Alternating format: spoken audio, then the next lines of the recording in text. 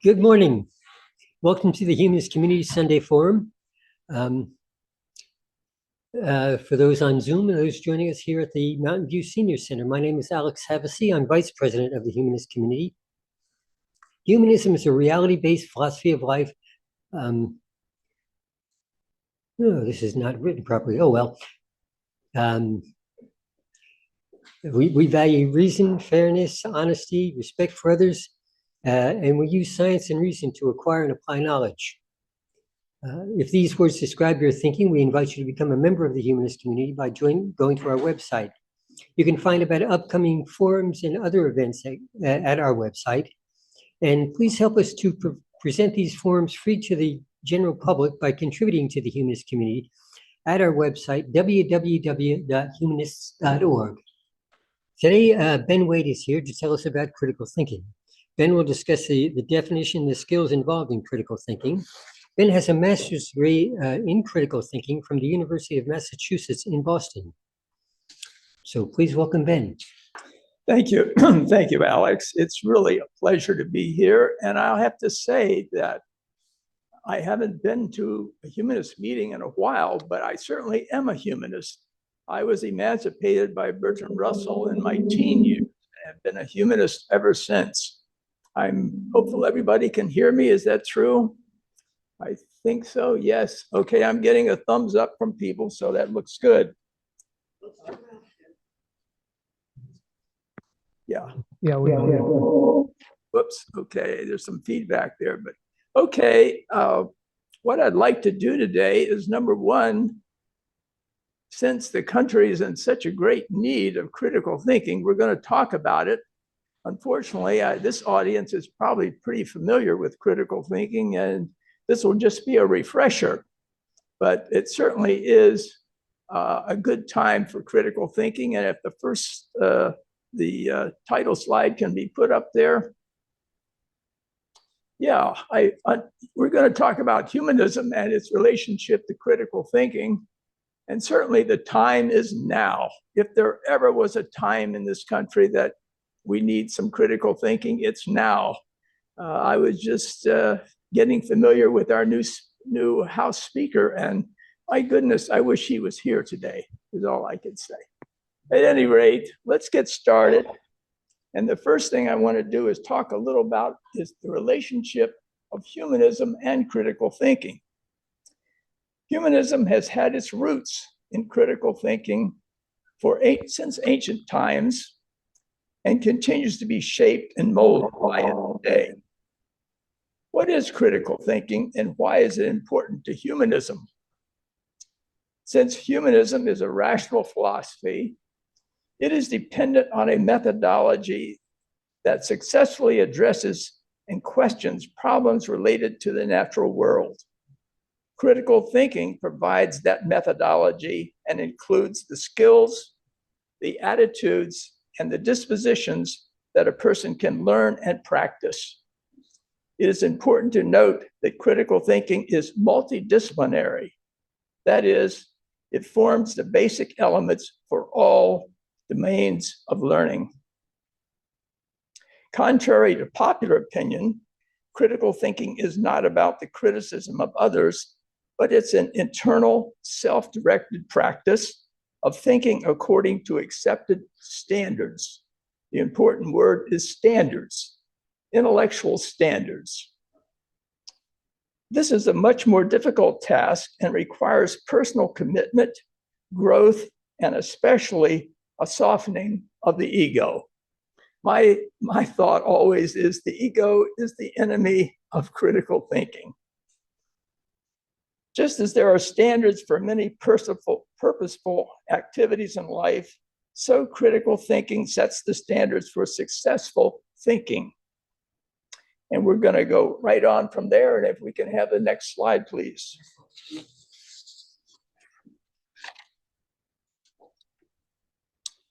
We'll start with a very simple definition of critical thinking. And I have on the first slide there, it's a set of skills, attitudes, and dispositions that when applied to our thinking result in more successful outcomes. So critical thinking is wedded to successful thinking, and therefore it must be related to science. In fact, science has been a subset of critical thinking for all that matters. But notice the words attitudes and dispositions. People are familiar with the word skills, and they can think of critical thinking skills, but attitudes and dispositions are things that some people aren't quite aware of that affect critical thinking, its success. And we're going to get into that. So let's have the next slide, please. So here we have listed some sets of skills, attitudes, and dispositions. Of course, we're all familiar with questioning your assumptions. Some of us don't do that, but it's certainly a good advice to question one's assumptions. Another skill, another disposition, I would say, is curiosity. Most critical thinkers have a curiosity about the world, about their life, about things that are going on in the country and so forth. So being curious is a very important, I'd say it's an attitude of critical thinking. One we're going to take up in some detail because I think it's very important, particularly to older individuals like myself, is flexibility. How flexible is our thinking? How open are we to new things, new ideas, new places, new music, new food? So we're going to talk in detail about flexibility a little later. Other dispositions is respect for others. These are maybe items that you wouldn't expect to be a part of critical thinking, but it certainly is. If one doesn't have respect for others, one can't be paying attention to other people, listening to what they say, learning, so forth. Another is humility. This is a disposition of critical thinking that's very important, and many people don't take it seriously, but it's important. As I said earlier, the ego is the enemy of critical thinking. Therefore, humility is certainly a front and center disposition of critical thinking. Also, questioning. We are questioning people as critical thinkers. We are questioning just about everything, and that's how we make progress. So a firm questioning attitude is certainly important. We are good observers. We observe carefully when we travel, when we go places, when we meet people. We are good observers. And that's an important skill. And the last one on this list, but there are many, many more skills and dispositions and attitudes, is listening. Not many people are good listeners. I've certainly failed in that, but to listen to other people is a very important skill. And one of the most important ways of listening is to active listen. That is, really be able to speak back to people what they have said to you, so that you can be certain that they know you heard them and that you know what they said. So these are all some of the skills, attitudes, and dispositions of critical thinking that we can strive to achieve or do better. We are never perfect as critical thinkers or as people, and many of these are probably ethical and moral attitudes and dispositions, as well as what we call critical thinking. So let's have the next slide, please. Well, we're going to go back to this idea of flexibility, as I said we would. And being flexible is to be open to new ideas and ways of doing things. As I get older, I find I'm becoming much less flexible, particularly in my body. But other than my body, it's also in my mind, in my ideas, the way I approach things. I can get pretty stiff and unbending. So being open to new ideas and ways of doing things is important. Also, can we think outside of the box or innovate? Can we get outside of the current thinking, the ideas that people are putting forth, maybe our own mental rut? Can we get outside of that and innovate, come up with something new and different? Sometimes hard to do. We do like to stay in our comfort zone and in our rut. And so that's what we do. I have a question. Do you Yeah. take questions as you talk? At the end, if we could. Yeah. Yeah. Okay. Yeah, we'll take our questions at the end. That would be best, or you can put them in the chat and then maybe we could read them back then. The other thing is to be adventurous. Take some chances, take some risks, to go out on some skinny branches occasionally and find some new ideas or new ways of doing things. As I get older, oh boy, I avoid the skinny branches. You know, I like to stay where I'm comfortable and warm and snug, and I don't like to take many chances, even mental chances. And then, of course, it's good to be wide-ranging in thought and action. Wide-ranging in thought and action. Sometimes that's not very easy to do, but taking on new domains of learning can be something that takes us into different places. And let's see, I think we're let's see.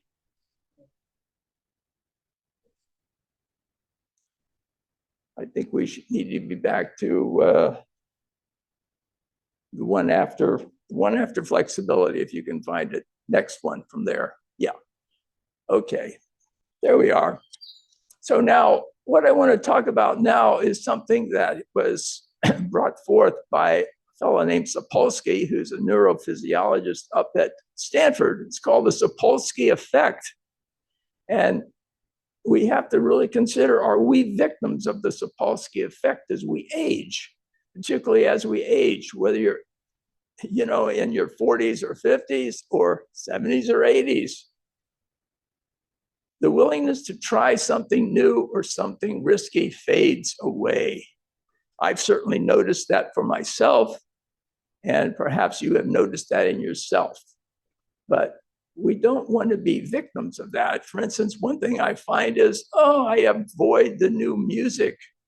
You know, it's like, I'm sure my parents hated the music I listened to when I was younger. And, you know, I'm finding I'm doing the same thing with my kids. You know, I don't like their music, but what's that all about? It's maybe the Sapolsky effect. As we age, we just don't want to change. So how about aging and our attitude towards new ideas and its effect on our thinking? It can be large. We have to keep up with the times. We have to keep up with what is going on in the world and in the new ideas that are coming forth.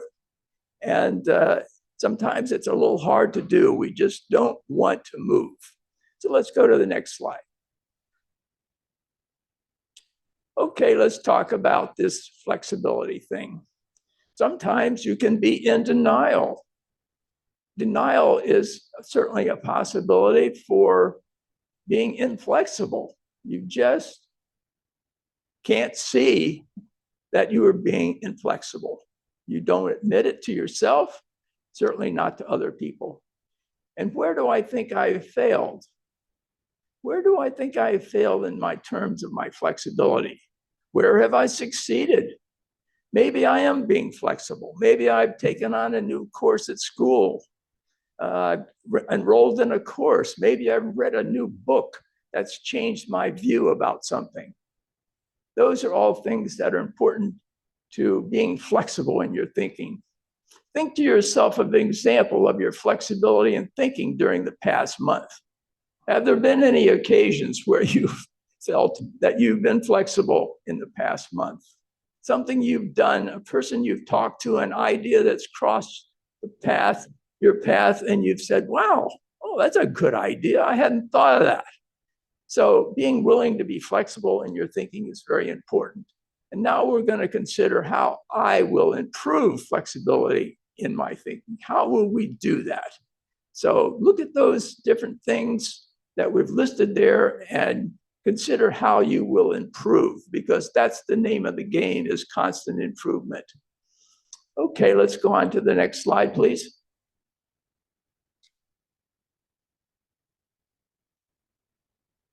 And here we go. We're taking control of your thinking. That's something that critical thinkers really want to do, is taking control of your thinking. And critical thinking as an academic discipline has a special word for that process, and it's called being metacognitive. And I put that in big letters up there. It's thinking about your own thinking, or becoming metacognitive. Pretty hard to do, to ride what I call ride shotgun on your own thinking. Pretty hard to do. We like to ride shotgun on other people's thinking, but not so much on our own thinking.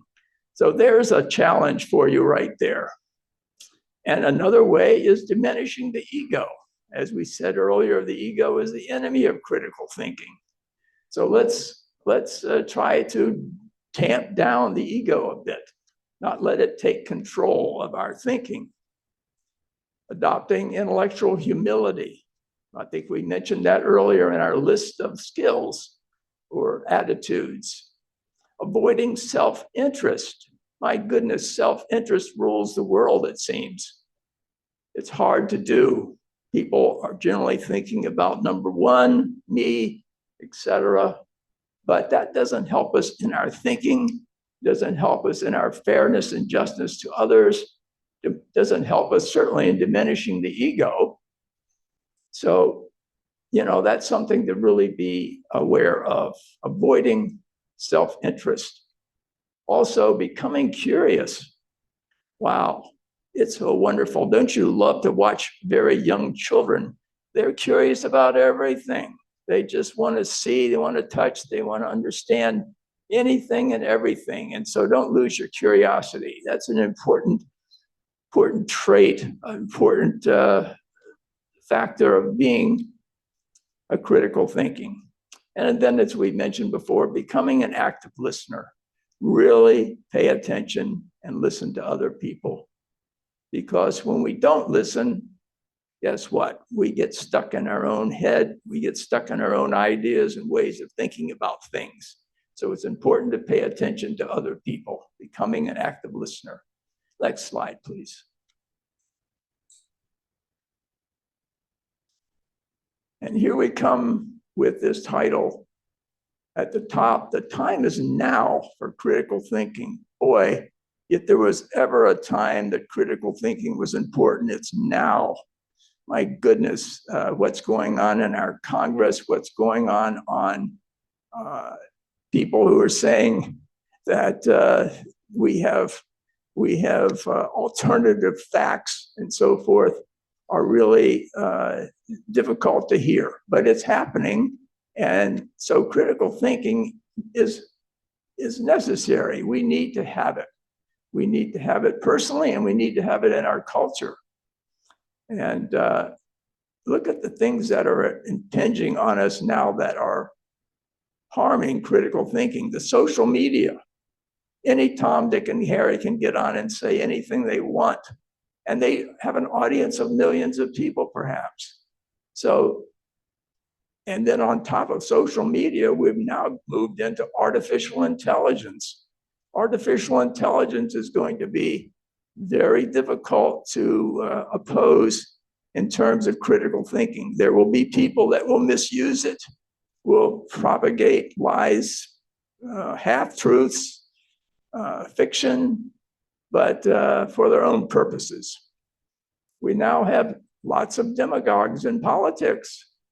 We've certainly noticed that in the last 4 or 5 years, people who really don't want to play by the rules. They want to appeal to people's basis energies and their thoughts rather than what is best for the largest number of people. Look at the consolidation of news organizations. It used to be when I was a kid, there were lots and lots of local newspapers, locally owned. In my hometown of just 40,000 people, we had a couple of newspapers. Now, even in a city like San Jose, the newspapers are owned by large conglomerates. They're not owned by individual people who have the freedom to write and speak what they really think. So that's really been something that is not helpful in terms of critical thinking, and it's needful of critical thinking to oppose it. For instance, I just noticed the other day, somebody said, how many radio stations now are owned by a single person or by a certain conglomerate? It's incredible, where there used to be lots and lots of independent radio stations. When I was a kid, my gosh, every town had a couple of independent radio stations. Now, a lot of them are owned by the same conglomerate. They don't tell you that, but that's the way it goes. And so the time is now for critical thinking on so many of these things. Our media is driven by profit. Look at what's going on with places like Facebook, with the idea that what we want to do is not tell you the truth, but we want to entice you. We want to tell you things that get your attention and keep you coming back, because that's how they make more money, is not by telling you the truth, but by engaging you in some way that attracts you. And so what we have is people that are performers, actors, things of that sort, who are putting out the news or putting out information that should be well vetted by people who know things. And then, of course, lack of government regulation. To date, we just don't have the government regulation we need for the new media. We just don't have it. They are attempting to have it. Europe, I think, is way ahead of us on this, but we don't have the regulation we need to control this dissemination of what I call alternative facts and half-truths and innuendo that just gets people's attention, gets their ire up, and gets them to do this or do that. And certainly this is affecting our politics. So let's have more critical thinking. And let's have the next slide, please. So here we are. Not only can humanists improve their thinking, their own personal critical thinking, but what can humanists do to change this situation or to make it better? We can speak about the importance of critical thinking to family, friends, and neighbors. Absolutely. If you have children, grandchildren, great-grandchildren, encourage them around critical thinking. Buy them books. Show them that critical thinking is meaningful to you and hopefully will be meaningful to them. Attend a school board meeting and ask if critical thinking is being taught. Many cases, it's not. Years ago in California, critical thinking was very important and the state was funding it. I used to, for instance, go to annual conferences up at Sonoma State College. I think it's maybe now they call the university, but anyway, up at Sonoma State. And we would have 1,500 or so teachers show up for a conference to learn about critical thinking and to practice critical thinking. That is no longer the case. There's no longer any funding and there's no longer any conference. So, these things, it's a severe blow to what we call good thinking, successful thinking. You can call or write your politicians and demand that critical thinking be included and supported in the school curriculum. You don't want to move to Texas because there it's outlawed. Yeah, unbelievable. But, California ought to be a leader here. We need to have critical thinking in the schools at all levels. It should start in grade school, certainly, and certainly in middle school and high school. What I have found in my experience is there's not even critical thinking in college. At least it's not called that. And the truth is that critical thinking is a well developed domain of learning. There are many books, textbooks, all those types of things available for critical thinking, and yet it's not being taught.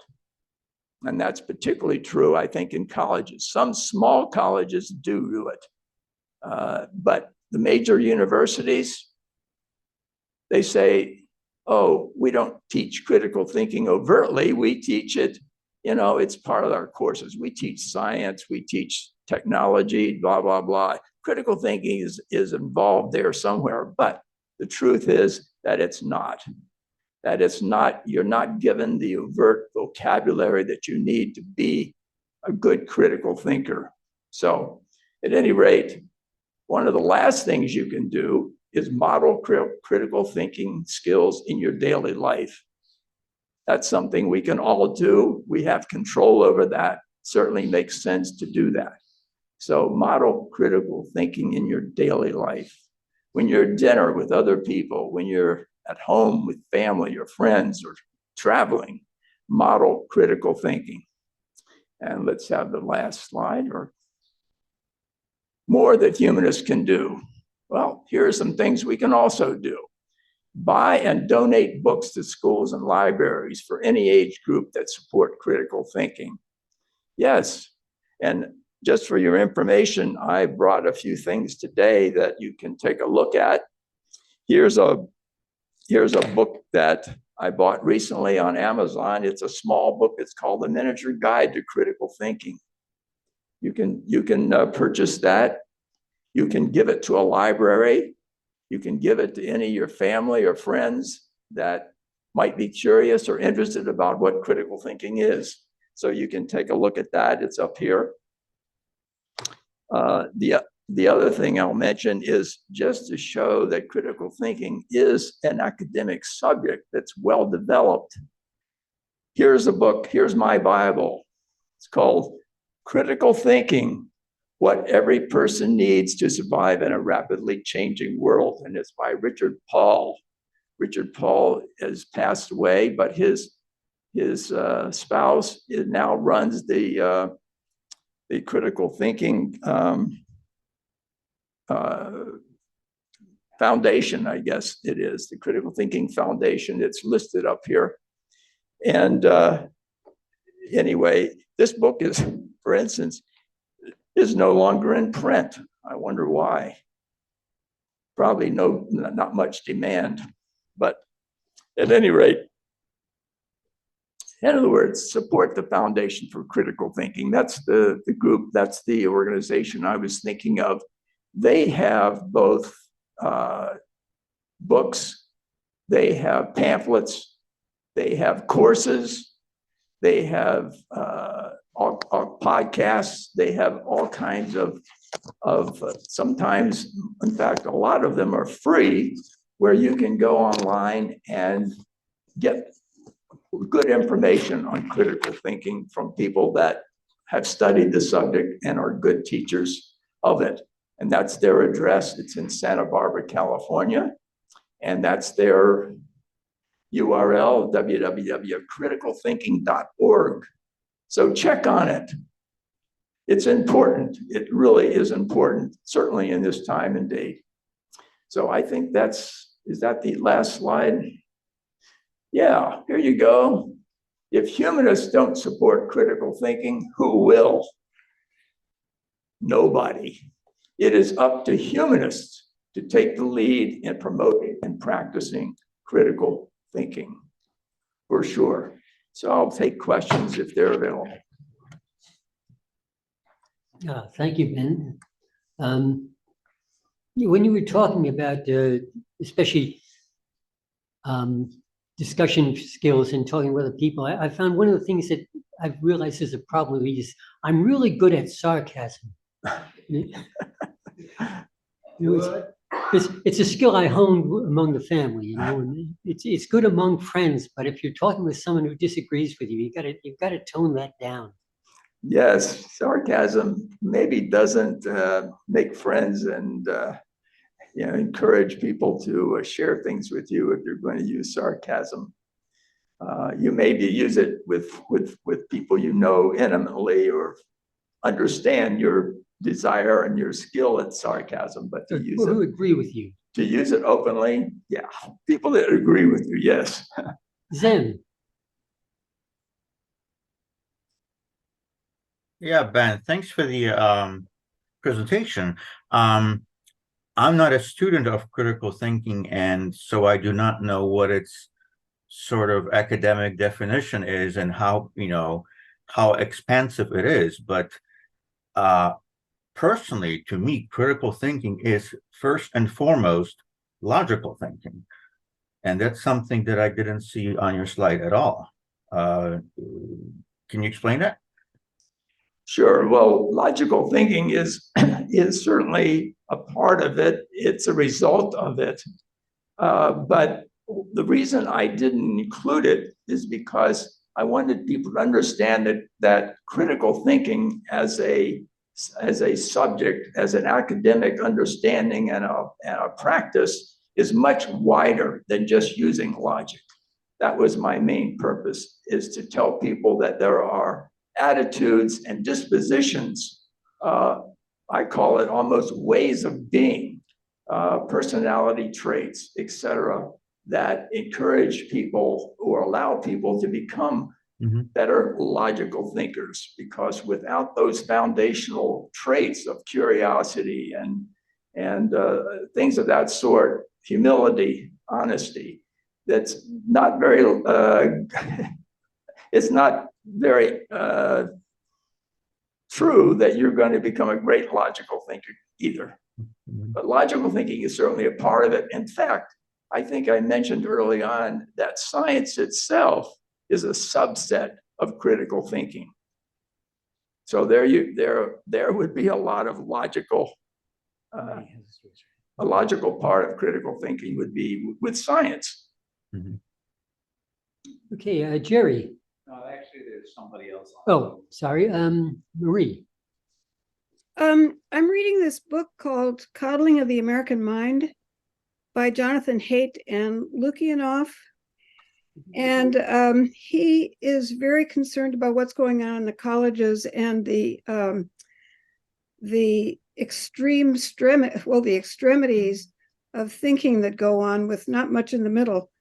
And he mentions something that seems to me very important. He mentions what he calls the principle of charity, which he calls interpreting other people's statements in their best and most reasonable form. And I wondered if you would maybe consider that as part of critical thinking. Yes, I think so. In other words, the thing that I wanted to get across today, that critical thinking is a wide spectrum of attitudes, dispositions, and skills that a person can bring to bear on a problem or a situation. And a lot of it is just personal growth. In other words, we are asked to engage in a lifelong personal growth in order to become better and better critical thinkers. It's not just a simple, 1 + 1 = 2 type of logic. But those types of attitudes and dispositions are certainly a part of it. Yeah, I would say so. And boy, oh boy, do we need it. Marie, by the way, could you put that book title in the chat window? I'll take that as a yes. Okay, Yes. Jerry. Yeah, I came in a few minutes late, so maybe you already answered this question, but I hear a lot about how to be a better critical thinker, and I can see how it's good for society. But my question is, how is it good for one individual to be a critical thinker? Oh, that's a perfect question. Thank you. Because one of the talks that I've given in the past is critical thinking as personal growth. In other words, if one adopts the attitudes, the skills, and the dispositions that I listed early on in the program, one will become not only a better critical thinker, but a better person. And I think it takes good people to be critical thinkers, to be honest. David B. and who else is it? Martin, you had a question? David B. also. Oh, thanks. Yeah. Can you hear me? Can you hear me? Yes, we hear you. Yes, we can. Okay, perfect. Hi, Ben. Hi there. So a couple of points. One, I've always thought that critical thinking has a sort of marketing problem because, I mean, if we say somebody's very critical of everybody, then it's normally not a positive adjective or reference to them, right? I've always thought that's the problem with the technique of argument, right? Argument is a good skill to have, and what it really means is that you're willing to change your own mind and have an intelligent argument to reach a conclusion that's common to both parties. But again, an argumentative person is often in just normal speak considered a bad thing. So one thing I think critical thinking just has a marketing issue with its name. There's many other things that critical means. And what seems to be missing for me, and maybe you can comment on it, because I know you're a compassionate, empathetic, kind person, but that doesn't often come up in critical thinking analysis. And to me, critical thinking is great. It's important. I agree with everything you said. But at the end of the day, it needs to be applied with compassion, with empathy, with love, with kindness, and not with anger and with hate and with vengeance. So where does that emotional perspective come in? And can you comment on the sort of, it's basically marketing issue of critical. How do you make critical into a good word, or find another word that maybe makes the whole thing seem a little more promising to people? Yes, that's a good point. That a lot of people just take a superficial understanding of the word critical and think, well, critical thinking is, oh, I don't like this. This soup tastes awful. It's too salty. You critique it, you criticize it, and I guess that has its place in life, but that's not critical thinking. Critical thinking is a much, much, much wider venue of skills, dispositions, and attitudes that incorporates a person's personality, one's way of being in the world. And I think that's the mistake. And I agree, it's probably a marketing issue, but be that as it may, we're sort of stuck with critical thinking, at least up till the present time. But it's certainly a much wider basket of things that human beings can improve personally to become a better personal thinker. It's hard to think of a person who just goes around criticizing people or criticizing things or being negative or whatever is very good in terms of being a critical thinker. I think they would have a hard time really becoming what I would consider a good critical thinker over a wide range of subjects and topics. Okay, David B. Gotcha. You had a question?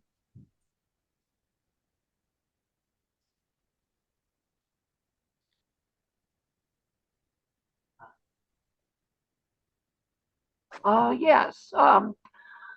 Ben, you said that we lack sufficient government regulation, but can government regulation result in some valid viewpoints the government opposes being suppressed? Would you repeat that? Would you repeat that, please? I didn't quite get the last part. You said that we lacked sufficient government regulation. Yes. But can government regulation result in some valid viewpoints the government opposes being suppressed? Oh, very, very true. Very true. In other words, these things can move either way. In other words, government regulation of and by itself isn't necessarily good, nor is it the result of critical thinking in a particular area. So I agree with you that certain government regulation can be very harmful, can be very counterproductive, can be very uncritical in terms of critical thinking. So yes, it can go either way. Dana, you had a comment? Yes, in an attempt to kind of take a meta view here of what you're advocating. Isn't stability in populations and organizations a very important trait? And what about the fact that possibly your worldview is kind of typically American and might not be something that is like general? And so if you're throwing in, you say, oh, we have to be critical and look at it, but then you have to be kind and generous and not overly critical. And so what happens to subjectivity then? I do feel like it is a worldview that kind of comes out of American culture. And because our culture does change so rapidly, and then we have to resign ourselves to becoming used to constant change. So I'm not sure I agree with that all the time. Okay, I hear you. And I would just say that, you know, critical thinking, as I understand it, I go very lightly on the word critical. And I'm more interested in creating critical thinkers that are good human beings from many aspects. In other words, the skills, the dispositions, and the attitudes that I listed in my talk, I think make a kind, generous human being in general, not only able to communicate, because I don't think we communicate well without the skills of having those qualities. In other words, we don't listen, we ride on our ego and our self-interest. Those are not things that are going to, in the long run, be productive for a society. Okay, Azim. So you had a slide up there entitled Separating Fact from Fiction. And it seems that the slide should be entitled, in my opinion, Separating Fact from Opinion. The first bullet point you had there was alternative facts, the Kelly and Conway quote, which I guess you could argue is illogical, right? Unless you believe in parallel universes or quantum mechanics. It's illogical. You cannot have two opinions, or two sets of facts simultaneously. However, that's sort of a epistemological observation, but the rest of your bullet points were opinions, not facts. If you say that, there's too much consolidation in the media, right? You're expressing an opinion, and while you might be a critical thinker, if I hold the opposite view to yours, am I also a critical thinker? Because you're listing these bullet points as to sort of, the cookbook for critical thinking, and this is really not that. Those are policy prescriptions, right? Which I happen to agree with most of them, but that doesn't matter.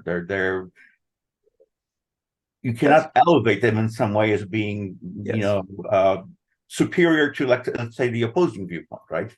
Yeah, that particular list I didn't assume were the results of critical thinking. They were just facts about what is going on in our society that may oppose critical thinking or make it difficult for critical thinking to have headway. That's all. In other words, it's certainly the fact that conglomerates are taking most of the radio stations in the country is just, it's my opinion. I have data that shows that to be the case. But the thing that worries me is, what does that have to do with the variety, with the flexibility of thinking and opinion and discussion that goes on in a society? That's the thing that worries me. Right, but that's in itself an opinion. Yeah, that's a big problem when there's not discussion, when there's not opposing views, but properly presented is one of the things that I want to emphasize. In other words, just because you shout something or beat somebody over the head about it, That's not critical thinking, even if it's true. I've had discussions with people who are religious conservatives, and I find that once I get past my own caricaturization of them, what I'm usually dealing with is people who have a slightly different view of human nature and a real concern about the welfare of society. And I haven't quite found the right way to address that. Well, I think the way to address that is to treat every individual as just that, an individual. I think it's important that we listen to these people carefully and with compassion and with understanding and with, we don't have to beat up on them. We don't have to attack them. We don't have to do all those kinds of things. But if a person has a view or opinion, it's okay to listen to them. We can be patient. We can be understanding of other people. I think that's a good thing to be. Okay, Les. So in terms of religious people, the most important thing is not to convert them or to, but to really have, have space for yourself, not to have religious people putting their, enforcing their religious doctrine on you that's not a religious person, and basically letting you raise your children without religion, without having to have the majority religion. And both those things are still up in the air. So in other words, have an end in mind too. What are you really trying to do? Is it important to you that they believe exactly what you believe? Or is it that you want to, your objective is to have a space where you as a minority aren't trampled on? Yeah, I agree with the facts that that I'm not wedded to what an individual believes. I'm more interested in what they do and how they act. One's beliefs are not terribly important unless they do something that is going to harm you or some other person. So that's sort of how I handle that situation. I don't try to change their minds by, arguing with them, etc. I think people are entitled to their beliefs or even their opinions, whether they're based on facts or not. It's what they do with them. So I agree with that. Jerry.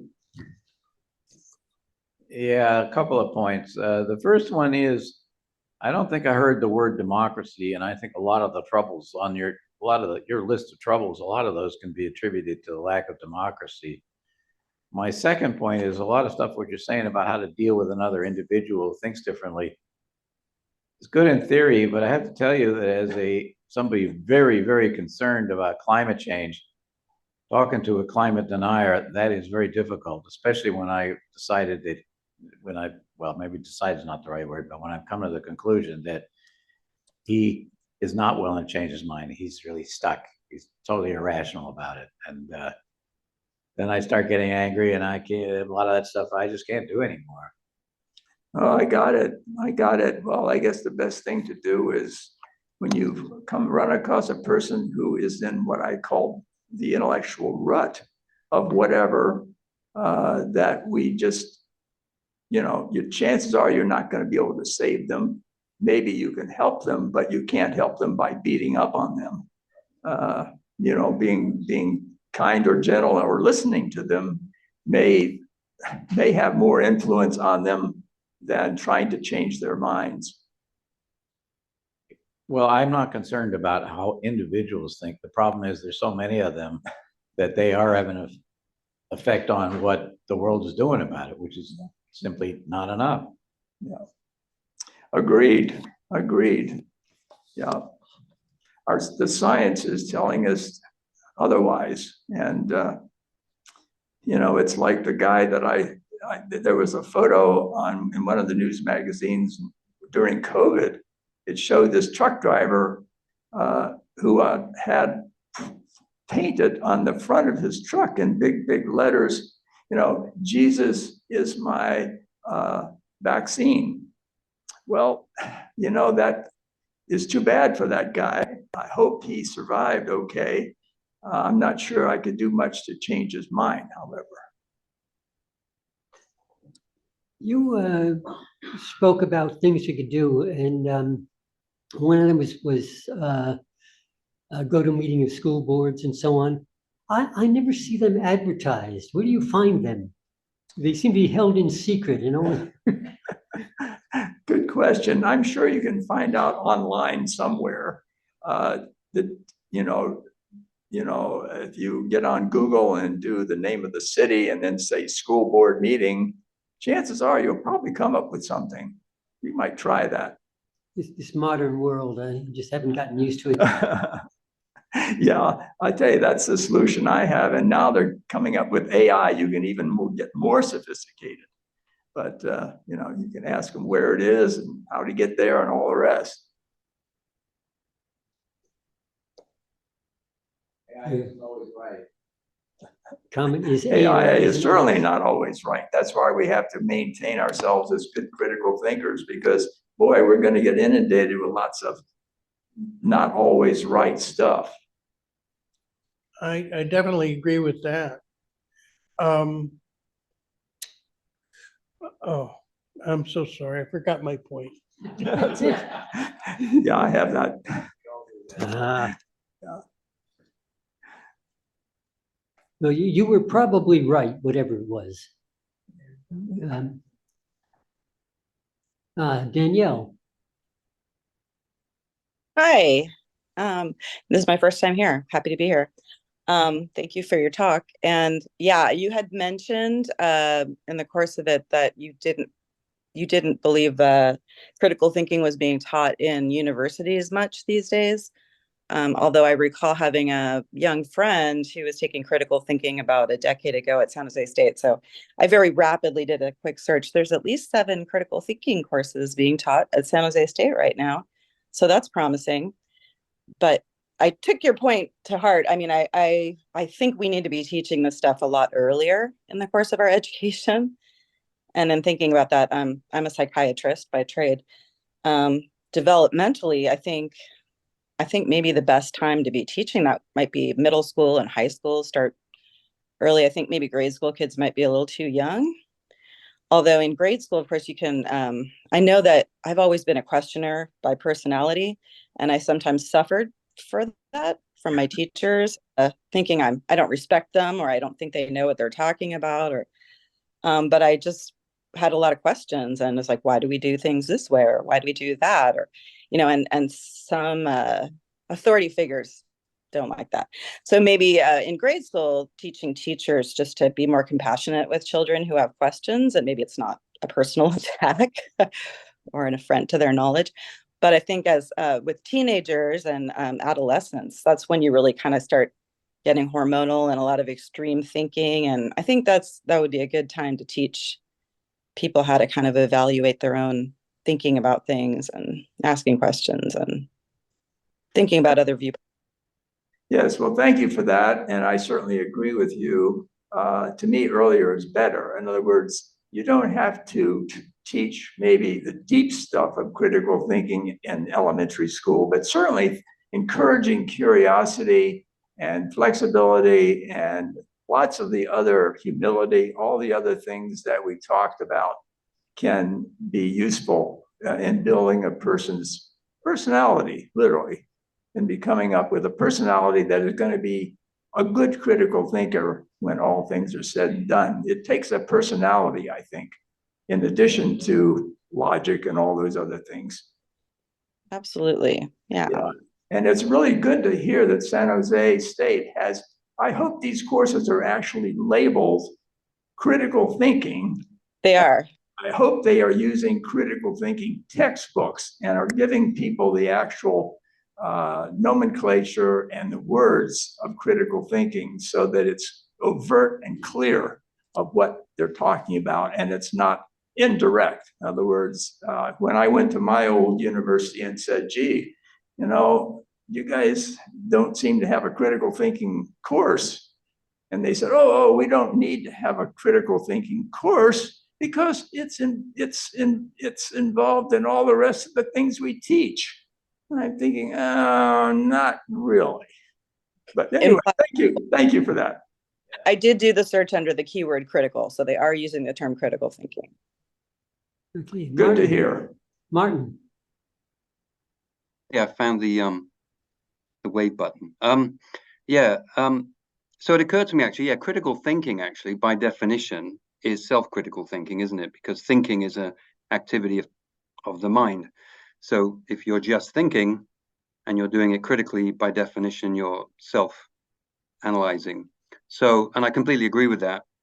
And I agree with you that it would be great, and it sounds like it is, which is good, being taught but it's being taught in some places in San Jose State. Wouldn't it be wonderful if everybody from age 7 or whatever, and certainly teenagers, whatever, we all got to exercise in that. So at least learn the technique to have the opportunity to use it, even if we chose not to.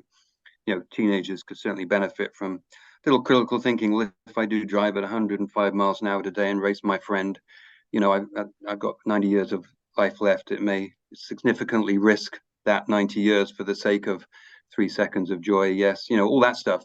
But actually then what you're saying is let's have more critical thinking in schools. Let's have more critical thinking in politics. Let's all do this self-critical awareness more. Great. To make that happen, then we need something beyond critical thinking, because that's just a thought, and thoughts never leave the mind. So we need critical expression, I guess. We need the tool to take the conclusions of our critical thinking, and if they're not purely self-awareness, if they're not purely affecting our own actions that we need to change, and that's great, and if we all do that, that's great. But if we think, oh, I want this to be done in other minds, we need to actually take critical thinking and find out a way to communicate that to other people and convince them to do it, and or even better, set up courses for masses of other people to do it. So is that not really the challenge here? Well, obviously the challenge for most skills is learning, and that means teaching. That means having teachers that are well versed in critical thinking and have the resources, the books, whatever, to be able to make a good presentation to their students and to inspire those students to become critical thinkers. Because that's, I mean, let's face it, critical thinking is the bread and butter of humanism. And we would like people to become humanistic. And that's how you do it, is by learning. In other words, Bertrand Russell certainly extricated myself from the Presbyterian Church in my early teen years. So without that, I don't know where I would be today. But yeah, we need inspiration. We need good teachers to transmit this information, this knowledge to the future generation. Marie. I was going to say that Danielle was talking about teaching critical thinking in schools like junior high and high school. And my son is a grade school teacher. He teaches 5th grade, and he does a lot of it, critical thinking, but he does it in such a way as to say, what is a good way where you could trust the information that you hear? If your uncle says something at the Thanksgiving Day dinner, is that a good source? Or what about if you read it in the newspaper? Or what about if you read it in your textbook?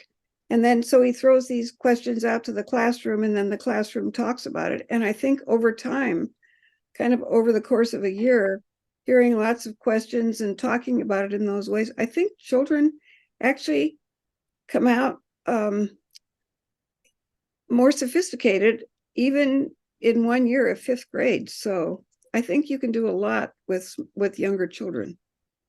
Oh, I agree totally. The younger, the better. Yeah, especially if you have a teacher who's really into it and knows how to address children of that particular age, and to supply them with examples and materials that will inspire them or teach them. Jerry, Yeah, what you just said, Murray, reminds me of something that happened to me. I think it was around the 6th grade or so. The teacher handed out a piece of paper, it was like 2 or 3 pages, about how plants can feel pain. And you know, we all read it, and then he asked us a whole lot of questions, and it was obviously that we had accepted everything in the paper. And then he said, "You can't believe everything you read." And I've never forgotten that moment. The irony is that now apparently plants can do a lot more than we thought they could at the time. I don't know how right or wrong that paper was at this point. Yeah. Yeah, as time, knowledge moves forward, and sometimes we get bowled over with it. You know, as you get older, you realize the information you got when you were younger no longer holds, is not necessarily as true as it once was. At least that's what I'm finding out. So I have to be aware, and I have to continue to learn. Be a lifelong learner is the only answer. Yeah, but it's more work. It's harder. What if I want life to be easy? That's true. That's true. The Sapolsky effect takes effect. You know, as we get older, we don't want to move as fast. We don't want to think as fast. We want to get as comfortable as we can because we have enough aches and pains that we want to try to avoid as many as possible. Helen, I see you've got your hand up. Yes, I want to revisit something Martin said about the word critical itself. I think about how people keep talking about critical race theory because they think of the word critical as being negative, not studious about what's going on. That's all. Good. I agree with you. Yeah, critical is being taken by a couple of other domains, and sometimes it's not good for marketing, as Martin has said. By the way, Martin, it's really great to see you. I haven't seen you in a while. Very good to see you too. Maybe constructive critical thinking. How about that? It's an extra word, but anyway. Yeah, You got to be careful of words. They change their meaning and their implications over time. yeah. Yeah, I agree about the problem about the word critical and how it'd be better to have a different word. To me, it's somewhat like defunding the police. I know the concept behind defunding the police, and I think it's a good concept, but a lot of people hear that, oh, you want to get rid of police? No. Yeah. So that's a problem. Yeah. Yeah, it's hard to get precise terminology that's acceptable and easy to hear. There was something quite a while back about the meaning of words. There was a debate or discussion going on with Panama about the Panama Canal. And there was an argument as to whether we should refer to it as a negotiation, which implies you're going to reach a decision, or a discussion, which to them sounds like an argument. Yes, all of the above. Yeah, we'll argue in a nice way.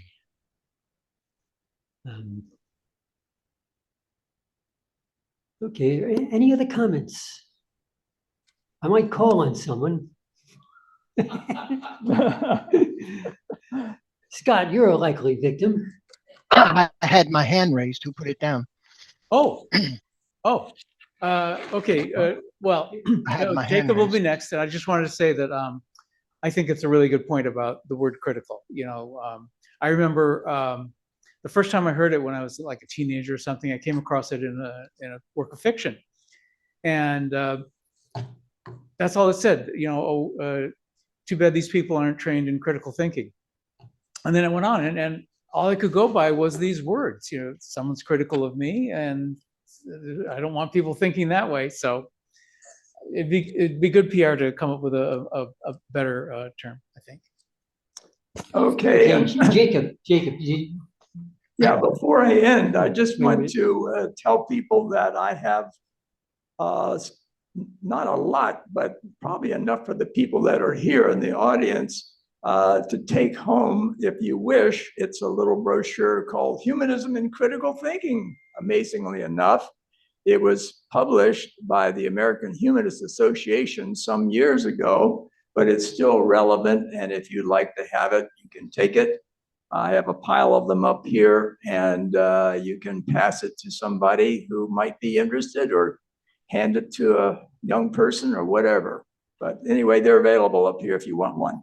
Okay. Jacob, you did have your hand up. The question is, who's doing the thinking? Is it a brain that is highly conditioned, programmed, right? That is doing the conditioning? I mean, that is doing the thinking? Or is it the brain that is totally free from the conditioning, from the programming, from the biases, from the prejudices, right? From the accumulation of knowledge, right? That's doing the thinking. In which case, thinking then becomes rational, sane, coherent, logical. But as long as the conditioning is doing the thinking, as long as a brain that's a slave to one's ideas, beliefs, concepts, values, nationality, race, experiences is doing the thinking, then thinking becomes stupid, and thinking becomes incoherent, and action from incoherency inevitably leads to conflict, violence, and suffering. So the question becomes, can the brain, or what is the way the brain can free itself from all programming so that then thinking becomes coherent? Well, I'm not sure. I take your point. I'm not sure that the brain can be relieved of all its conditioning, because, boy, it's wide ranging every time from the time we were born on and on. However, I think one can practice just like one learns to use a musical instrument. Or learn something new. I think the brain is available to learn and to be trained to see and do things differently than maybe some of the conditioning that they've undergone. But boy, conditioning is certainly important. And I hate to see young people conditioned in ways that nullifies their brain, their own independent ability to come up with their own ideas, or entertain their own ideas, or select ideas they feel are best. But conditioning is certainly a tough one. Zim, you got your hand up? Just a quick question about the connotation of words. I think you guys are all correct that critical is, has sort of a certain weight behind it. It's not necessarily good. But there's another word that really bothers me that also has a very sort of condescending tone, and that word is the word humanist. Do you agree? I find it extremely offensive. I'm a humanist because I care about humans. I care about the human race. And if you are not a humanist, well, then you just don't care. I find that word troubling. Just wanted to throw it out there. Yeah, I might be alone with this. Yeah, that's a trouble I haven't adopted yet, but I take your point. We're stuck with words. Yeah. Okay, I think we're going to break now. We need to get. I'm sorry, I didn't see Martin. There you are. Martin, I'm sorry about that.